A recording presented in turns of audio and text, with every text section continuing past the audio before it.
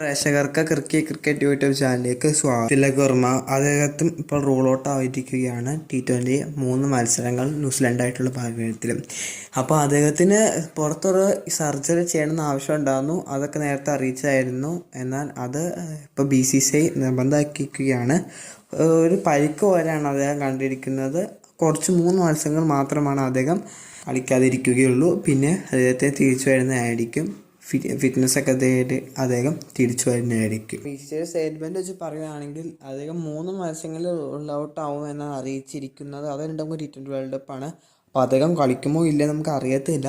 അതിന് വരാൻ 2 മത്സരങ്ങളുണ്ട്. അത് കഴിഞ്ഞ് T20 വേൾഡ് കപ്പ് മുമ്പ് പരനത്തിൽ 5 മത്സരം പരനെയാണ് ന്യൂസിലൻഡായിട്ടും 3 മത്സരത്തിൽ അദ്ദേഹം കളിക്കില്ല. പിന്നത്തെ 2 മത്സരമുണ്ട്. അദ്ദേഹം കളിക്കുമെന്ന് അറിഞ്ഞിട്ട് T20യിലേക്ക് എടുക്കാനാണ്. രാജകോട്ട് വെച്ച് ബുധനാഴ്ച ഇന്നലെ അദ്ദേഹത്തിന് സർജറി ചെയ്തതായിരുന്നു. ഇപ്പോൾ റിപ്പോർട്ടുകൾ BCCI പറഞ്ഞതനുസരിച്ച് ഇന്നലെയായിരുന്നു സർജറി. വെനസ്ഡേ ഇന്നലെ ആയിരുന്നു സർജറി. പിന്നെ ഇന്ന് രാവിലെ അദ്ദേഹം ഡിസ്ചാർജ് ആയി. നാളെ ഹൈദരാബാദിലേക്ക് അദ്ദേഹം പോകുന്നതായിരിക്കും. അദ്ദേഹം ഇപ്പോൾ ഫിസിക്കൽ ആക്ടിവിറ്റീസിലേക്ക് ഇറങ്ങാൻ സാധിക്കും എന്ന് പറയാൻ സാധിക്കുന്നു. കാരണം അദ്ദേഹത്തിൻ്റെ മുറിവൊക്കെ ഇപ്പോൾ ഉണങ്ങി വരുന്നുണ്ടെന്നാണ് BCCI പറയുന്നത്.